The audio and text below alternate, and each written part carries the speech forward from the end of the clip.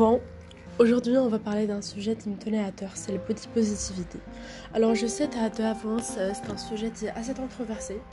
Il y a beaucoup de gros influenceurs, de grosses influenceuses qui en ont parlé, mais ça a parfois fait débat. Je vais parler aujourd'hui juste de généralité, bien sûr je n'accuse personne de toi que ce soit, et chacun a le droit de faire ce dont il en a envie. Alors déjà je pense qu'il faudra peut-être commencer par définir le body positif. Alors c'est un mouvement social en faveur de l'acceptation et de l'appréciation de tous les êtres humains. Donc on va en fait vraiment aimer le corps avant tout, lui donner de la valeur et de l'apprécier. On va encourager la diversité et l'estime de soi en soutenant que la beauté est une construction sociale. Puisqu'on va parler en fait du fait que la beauté c'est quelque chose qui est subjectif, qui vient de la société et qui n'est donc pas inné. On ne pense pas que quelqu'un est moche ou qu'il est beau. C'est vraiment en grandissant qu'on apprend que la beauté ça s'apprend. Donc voilà. En fait, il faut le savoir, mais ça dépendra toujours des cultures et de la stéréotype dans les cultures de toute façon. Ça veut dire que dans une certaine culture, à une certaine époque, une personne peut être considérée comme extrêmement belle et vice-versa. Dans une autre époque, une personne qui est aujourd'hui considérée comme jolie sera considérée comme moche. Et il y en a plein, en fait, d'exemples à ça. Alors, en fait, il faut le savoir, les premières personnes peu donner mot au body positivity, c'est Tony Sobstack et Elizabeth Stott. En fait, c'est un peu les pionnières du mouvement. Elles l'ont créé, soi-disant, en 1996 aux États-Unis. Et ça, en fait, ça s'est beaucoup propagé grâce aux réseaux sociaux, aux sites web. Et voilà. Aujourd'hui, c'est quelque chose qu'on va voir en fait sur YouTube, sur Instagram.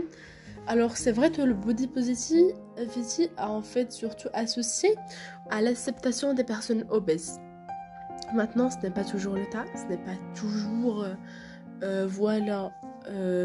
sur les personnes obèses, c'est vraiment sur tous les types de corps, que vous ayez des cicatrices, que vous soyez obèse, en surpoids, en sous-poids, ce n'est pas juste le but, vraiment en fait, le body positivity c'est pour tout le monde justement, même s'il y a quand même des débats sur le fait qu'une personne qui soit soi-disant dans les normes puisse y entrer ou non, mais ça on le verra plus tard.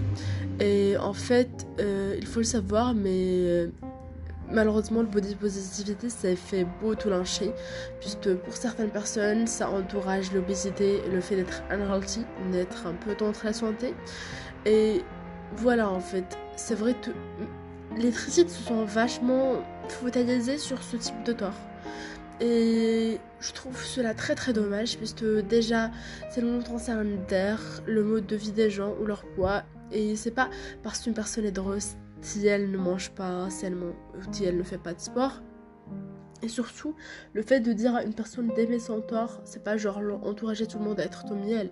C'est vraiment juste aimer son corps et le valoriser et ne pas se faire du mal. Parce qu'il faut se rappeler, mais il y a des gens dehors qui se font du mal parce que parfois ils se sentent mal dans leur peau, même si c'est pas de la seule raison, mais voilà, on vit dans une société toxique, dans une société qui maltraite des gens. Et voilà, faut le rappeler, je trouve ça important. Et en fait, le body positif, si tu veux, c'est vraiment un mouvement qui, de base, est super cool. Vraiment, c'est genre, pour moi, on pourra jamais avoir une société idéale sans ce mouvement. Il a énormément contribué à la société. C'est comme si demain je te parlais de féminisme. Au début, le féminisme, c'était pas parfait, mais voilà. Ça a changé, on a aujourd'hui du féminisme intersectionnisme, mais si on n'avait pas du féminisme au début, alors on n'aurait pas beaucoup de choses. On pouvait pas arriver à autant là aujourd'hui. Donc voilà. En fait, le problème, si tu veux, avec le body positivity, en tout cas selon les normes, c'est en fait, en gros, si tu dois t'aimer tout le temps, toujours. Et parfois, en fait, c'est juste pas possible, en fait, de s'aimer tout le temps. Et parfois on a envie de changer certaines choses parce qu'on se sent mal.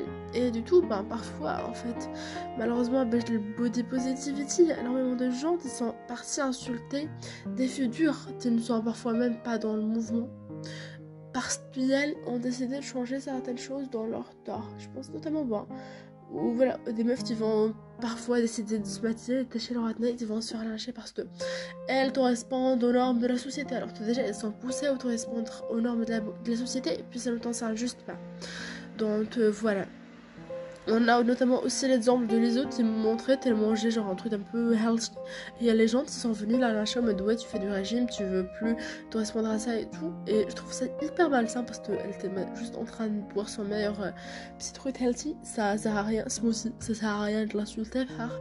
On a aussi notamment l'exemple de Adele, tu vois.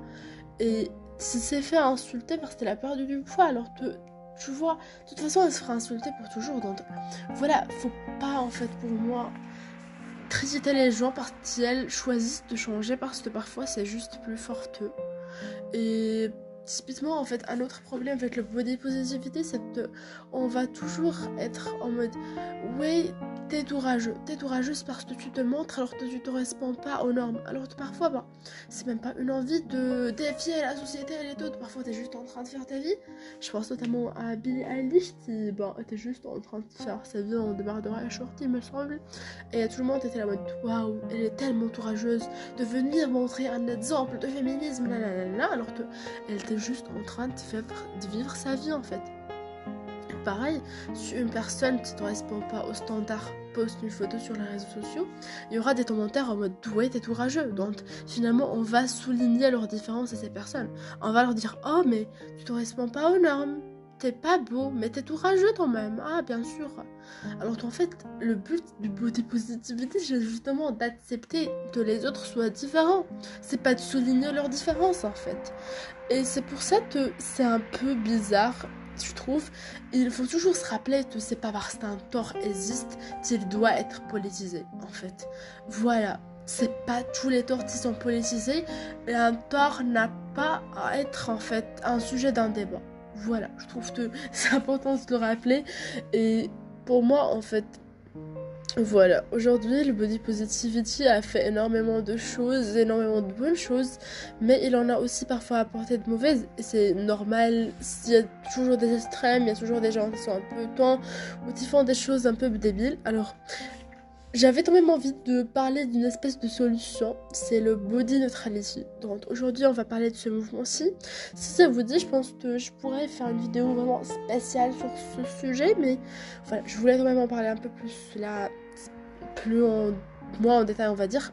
En fait la différence entre le body positivity et le body neutrality, c'est que dans un body neutrality on va plus être j'aime mon corps parce que par exemple j'aime mes jambes parce qu'elles m'aident à courir, alors que dans le body positivity on va vraiment être en mode oh j'aime mes jambes, elles sont belles, tu vois. Donc il y a cette différence de justement dans le body neutralité on s'en fout de à toi notre corps ressemble à partir du moment où il fait ses fonctions.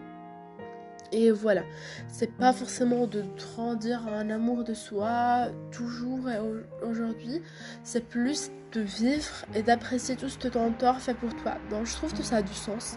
Maintenant, le body positivity, ça reste quand même un très beau mouvement que j'aime, que je soutiens. Donc je suis pas là pour faire l'avocat du diable ou pour au contraire lyncher un mouvement. Je voulais juste un peu expliquer tout ce débat, donner mon propre avis. Si jamais vous en avez un, n'hésitez pas à me le dire sur les réseaux sociaux. De toute façon, c'est @demoamdunuit à l'aube, et allez me suivre sur YouTube pour voir ma grosse tête. J'espère que cet épisode vous aura plu. Allez, je vous laisse. À bientôt.